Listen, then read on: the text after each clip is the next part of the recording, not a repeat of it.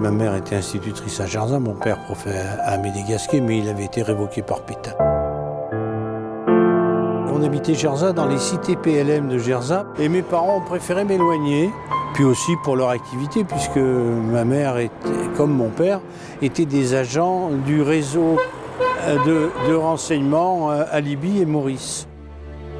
On est venu ici se réfugier dans cette maison chez Monsieur Roux, à Lussat. Et c'est comme ça que je suis resté ici à peu près 1 mois et demi. Ma mère a été arrêtée le 21 juin à la rafle de Gerzat. Mon frère et ma mère sont restés ensemble pendant 3 jours sous la surveillance des Allemands, des miliciens français. Ça a beaucoup frappé mon frère. Ça devait être vers le 15-20 juin 1944. Elle était venue en vélo, comme elle venait de temps en temps, dans la semaine, une fois ou deux. Et elle repartait à Gerzat, et moi, j'avais un vélo. Je l'ai accompagnée jusque-là, et puis elle est partie. Je ne l'ai plus revue.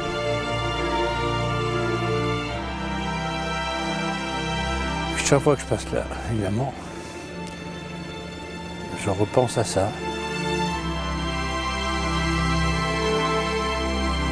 Elle a dû me dire « sois sage ». Et travaille bien à l'école. Je me rappelle de son vélo. C'est un vélo marron, c'était un vélo Favor. Je me rappelle de ces petits détails, c'est assez extraordinaire. Je sais qu'elle est restée quelque temps au 92. Dans la première quinzaine de juillet, elle est partie en Allemagne, à Ravensbrück, d'où elle n'est pas revenue. Mon père a eu une lettre d'une de ses compagnes qui explique qu'elle est morte du typhus, mais elle est morte pendant le transfert, pendant l'évacuation du camp.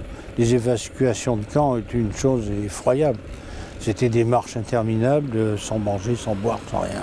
Elle a été inhumée dans un cercueil avec 2 autres détenus, parce que dans le cimetière d'un village où mon père s'est rendu ensuite, il a essayé de retrouver la trace de ma mère, sa femme, et il n'a pas pu la retrouver.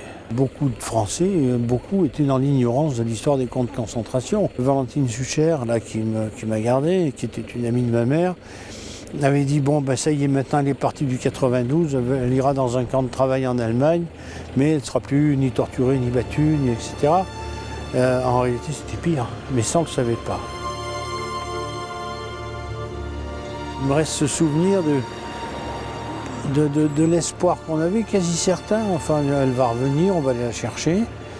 Et puis un beau jour, on m'a expliqué qu'elle ne reviendrait pas.